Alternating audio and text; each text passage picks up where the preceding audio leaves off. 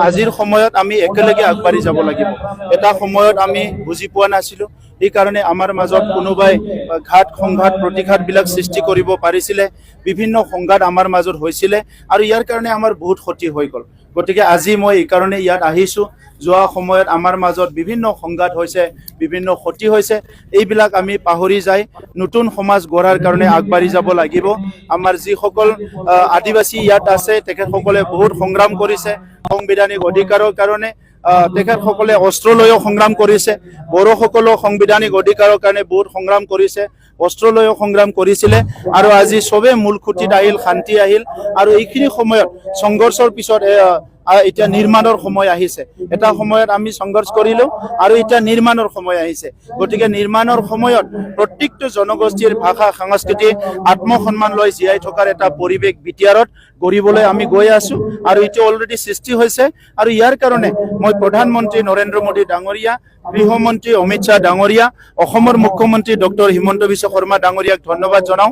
কাৰণ তেখেতসকলে চিধাকৈ বড়োলেণ্ড অঞ্চলত তেখেতসকলৰ যিটো ব্লেছিং, তেখেতসকলৰ যিটো গাইডেন্স যিটো আছে, এই কাৰণে কম সময়ৰ ভিতৰতে বড়োলেণ্ড অঞ্চলটো আমি পৰিৱৰ্তন কৰিবলৈ সক্ষম হৈছে।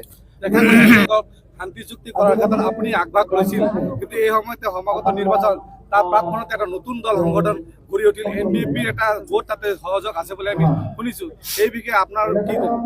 চাওক, ৰাজনৈতিক দল খোলাটো ভাৰতত নতুন নহয়।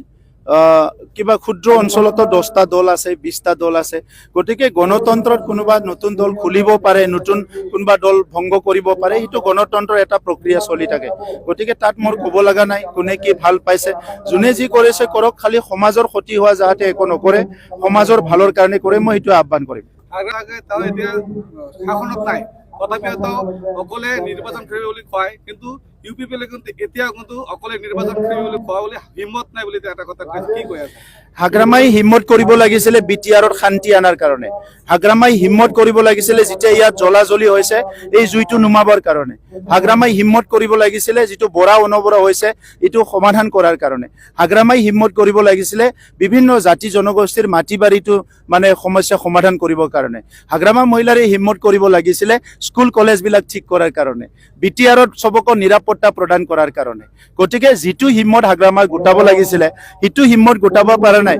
আৰু যিটো হিম্মতৰ কথা কৈছে, এই হিম্মতৰ কথাৰ লগত তাৰ কোনো লিংকে নাই। আমাৰ কি হিম্মত আছে নাই এইটো হাগ্ৰামা দেখাবলৈ কি দৰকাৰ আছে? আৰু আজিয়ে 6 মাহ পিছত ইলেকশ্যন হ'ব, আজিয়ে হিম্মত দেখাব লাগে নেকি? হিম্মত দেখাবলৈ বহুত সময় আছে।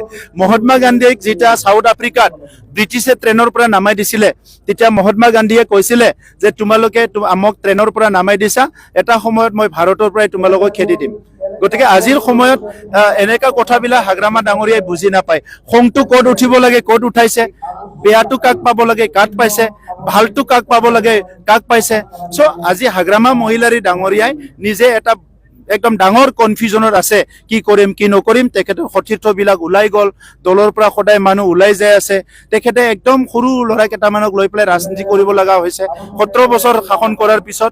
এইবিলাক ডাঙৰ কাহিনী।